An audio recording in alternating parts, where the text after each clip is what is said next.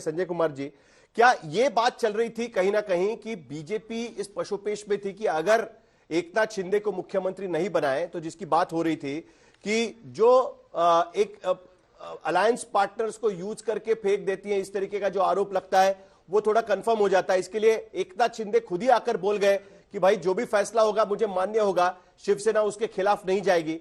इसे आप practical politics के रूप में देखेंगे या आगे चलकर इसका बीजेपी को फायदा होगा? आप किस तरीके से इस पूरे प्रेस कॉन्फ्रेंस को देखते हैं, और जो अभी आखिरकार एकनाथ शिंदे कह चुके हैं कि भाई जो फैसला होगा शिवसेना उसका समर्थन करेंगी, उस फैसले को आप किस तरीके से देखते हैं?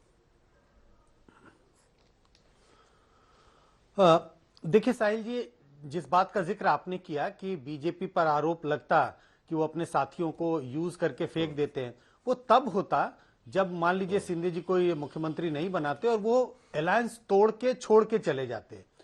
अगर ऐसी स्थिति आ जाती और इसके बावजूद बीजेपी कोई भी झुकने को तैयार नहीं होती, तब इस तरह के आरोप लग सकते थे। लेकिन मुझे लगता है ये आरोप या इस पे चर्चा तो अब कहीं मतलब दूर दराज की चीज हो गई, क्योंकि ऐसा कुछ हो नहीं रहा है। मुझे लग रहा है बातचीत से, भले ही उसमें 2-3 दिन का समय लगा, लेकिन बातचीत से उन्होंने मसला सुलझा लिया है। और मसला मुझे इस तरह से सुलझता हुआ दिखाई पड़ रहा है कि शिंदे जी को कॉम्प्रोमाइज नहीं करना पड़ रहा। वो डिप्टी चीफ मिनिस्टर नहीं बन रहे हैं, क्योंकि अगर डिप्टी चीफ मिनिस्टर बनना पड़ता तो शायद थोड़ा दुविधा होती, असमंजस की स्थिति उन्हें लगती। लेकिन उन्होंने एक बड़े भाई का एक तरह से उन्होंने एक एंकर रोल अपने लिए बनाया है। किसी दूसरे को डिप्टी चीफ मिनिस्टर बनाएंगे और स्वयं एक तरह से ओवरऑल एक तरह से कोऑर्डिनेशन कह लें, कुछ कह लें। तो मुझे लग रहा है कि जिस तरह से महायुति के अलायंस ने इस बात का हल जो निकाला है वो काफी हद तक मान्य है। पार्टियों के बीच में तो मान्य है ही है, लेकिन जनता के बीच में बहुत अच्छे तरह से प्रस्तुत करने में वो उनको सफलता मिलेगी।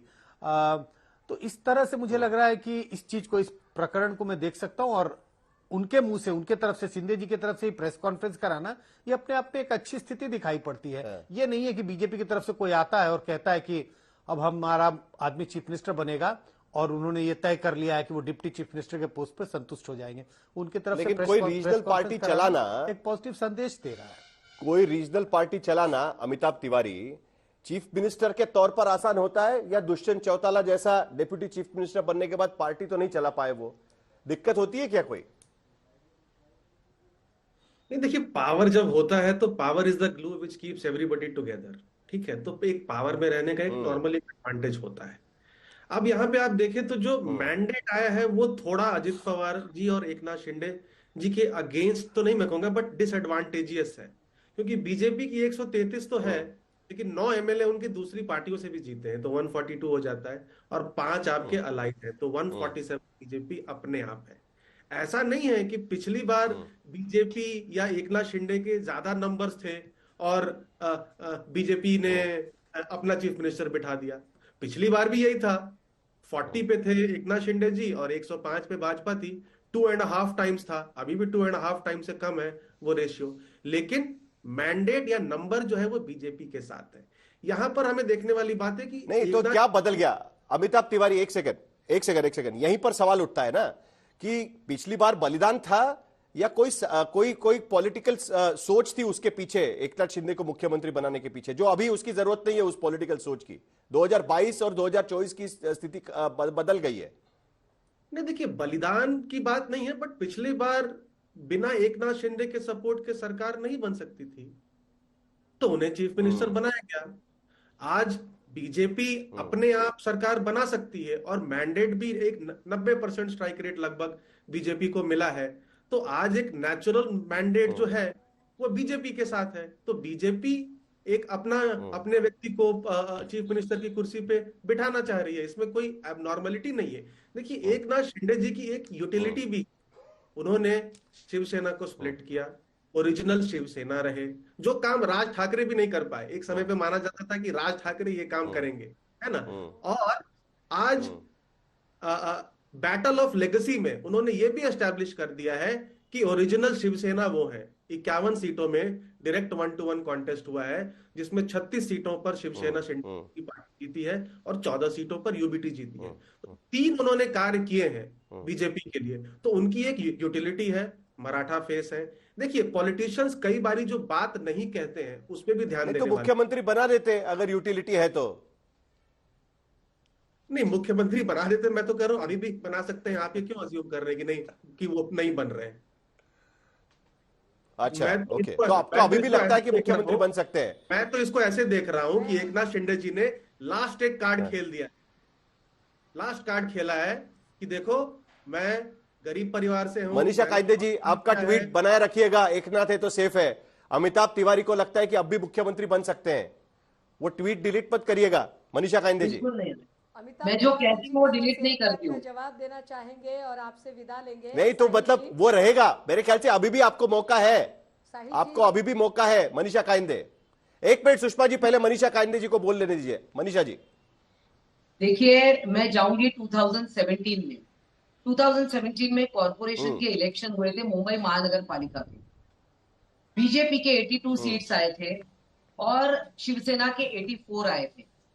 तब भी बीजेपी हम्म। चाहती तो मेयर बना सकते थे, मगर फिर उस वक्त की शिवसेना ने मनसे से 6 सीट ले लिए, 6 कॉरपोरेटर यहाँ पर आए और फिर शिवसेना का मेयर बना। हम्म।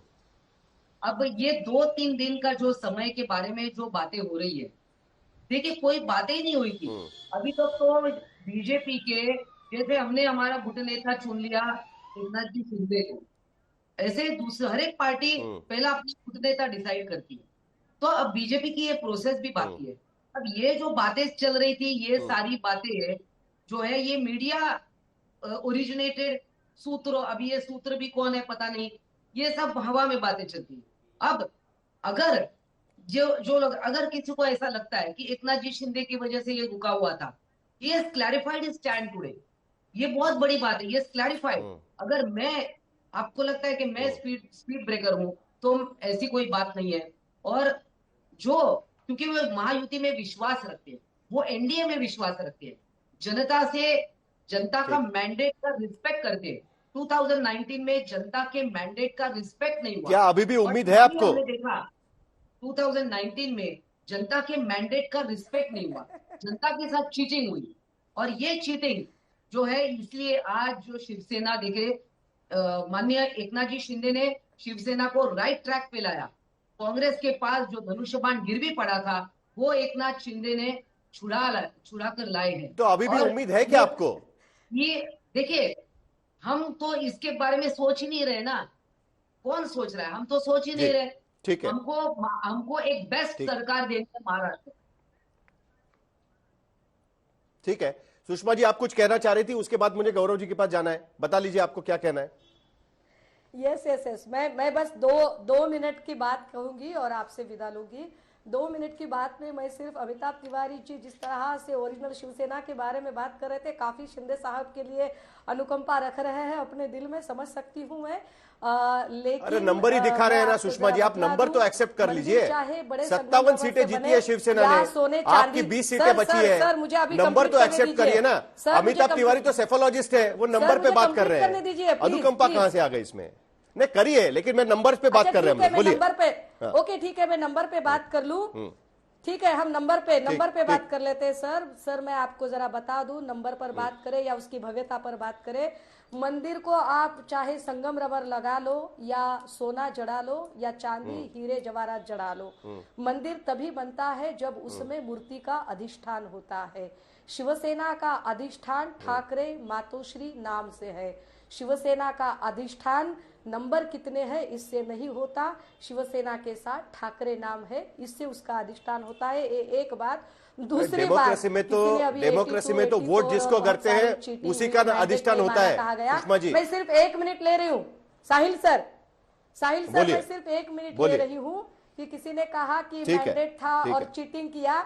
ये चीटिंग इन लोगों को तब ध्यान में नहीं आया कि अरे भाई जून 2022 में विश्वासघात हुआ था। जून 2022 में जो आज स्पोक पर्सन बनकर यहाँ बात कर रहे, वो एकनाथ शिंदे की आलोचना कर रहे थे। 2022 का जब दशहरा महोत्सव था, उस दशहरा महोत्सव में यह स्पोक पर्सन एकनाथ शिंदे की आलोचना करके अरे तिकडे तर गद्दारांचा मेळावा चालू है ऐसे ट्वीट लिख रहे थे। इन लोगों को अचानक 1.5 साल के बाद पता चला कि अरे धनुष्यबाण तो गिरवी पड़ा है, चीटिंग हुआ है। तो ऐसे इथिक्स छोड़कर राजनीति करने वाले और बस कुर्सी की राजनीति और सत्ता स्वार्थ की राजनीति करने वालों से बात करने में कोई दिलचस्पी नहीं है। लेकिन हाँ, 3 दिन कितना भी दबाव बनाओ, आपको कुछ नहीं मिला है। अंगूर खट्टे के खट्टे रह गए हैं। अब चाहे आप उसका कितना ही हम जिसे कहते हैं कि उदात्तीकरण वगैरह, तो ऐसे कुछ नहीं है। आपके लिए अंगूर खट्टे हैं। आप दबाव मनीषा जी जवाब देना चाहेंगी तो दे दीजिएगा। बीजेपी ने आपको इस्तेमाल करके फेंक दिया है, यही खरा है। मनीषा काइंडे, अभी वो तो उनको मैं बाय बाय मैं एक सेकंड रुकिए, मनीषा काइंडे का जवाब सुन लीजिए, एक सेकंड। वो तो निकल गई, वो सुनना ही नहीं चाहती ना, जाने दीजिए। अब वो जब सुनने के लिए बैठी नहीं, चलिए आप बोल लीजिए। लेकिन देखिए, नहीं आप बोल लीजिए, दर्शक तो सुनेंगे, बोलिए। दर्शक सुनेंगे। देखिए क्या है कि हमने पहले ही कहा कि मैंडेट किसको दिया था, मैंडेट शिवसेना बीजेपी को दिया था। तो ऑब्वियस है, अब मैं वहां पर थी, 1 साल में माननीय उद्धव जी के साथ थी, मगर क्या दिल से हम साथ थे? हमको ये प्रवक्ता करके हमें बहुत अड़चनी हो रही थी ये कहने के लिए। हमें लगा कि ये शायद एक साथ हो जाएंगे, फिर चाहे जो कुछ अनबन है वो सॉर्ट आउट हो जाएगी, मगर बातें बहुत आगे चली गई और इतना ऐसा लगा नहीं कि इतना कुछ आगे हो जाएगा। दिल से कभी भी इस वक्त लग रहा था कि हम कांग्रेस के साथ जाना ये तभी किसी को भी पसंद नहीं था। माननीय उद्धव जी सीएम बनेंगे, उनके बेटे भी मंत्री बन गए। आप किसी भी शिवसैनिक को पूछे, ठीक है, अभी वो सब पार्ट ऑफ द हिस्ट्री है। अभी हमको आगे चलना है।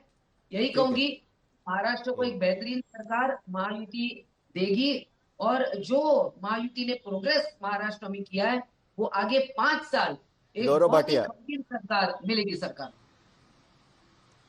गौरव भाटिया, ये मान के चले देवेंद्र फडणवीस मुख्यमंत्री बन रहे हैं, मान के चले हम लोग।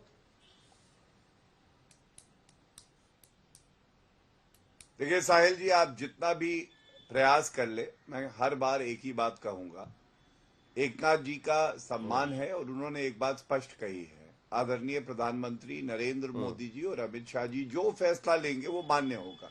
अब वो फैसला मुझे तो नहीं पता है, लेकिन वो मान्य हम सबको होगा और मैं समझता हूं आपको भी बहुत खुशी होगी जब वो फैसला लिया जाएगा, क्योंकि वो महाराष्ट्र की जनता के हित में होगा। लेकिन अभी मैं शोभा जी को सुन रहा था, सुषमा जी अंगूर खट्टे हैं बता रही थी, तो महाराष्ट्र की जनता ने तो ये कहा है साहिल जी कि उद्धव ठाकरे जी बिना दाढ़ के नेता हैं और अखरोट वो तोड़ने जा रहे थे राजनीति का और उनकी दाढ़ टूट गई इसमें। तो अंगूर खट्टे हैं मीठे हैं ये तो अंगूर खाने वाला जानता है, जो दूर से देख रहा है उसको नहीं पता है।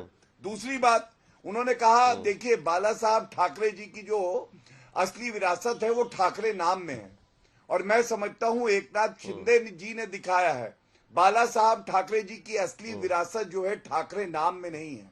हिंदू हृदय सम्राट थे और हिंदू हृदय सम्राट अगर बाला साहब ठाकरे जी जिंदा होते ना और फेसबुक लाइव सीएम थे उद्धव ठाकरे, पालगढ़ के साधु मारे गए थे, मैं बता रहा हूं बाला साहब ठाकरे जी के रहते हुए किसी की हिम्मत ना होती। और दूसरी बात, हनुमान चालीसा का पाठ करने पे राजद्रोह का मुकदमा लगाते थे फेसबुक लाइव उद्धव ठाकरे, बाला साहब ठाकरे जी स्वयं आ जाते हनुमान चालीसा का पाठ करने।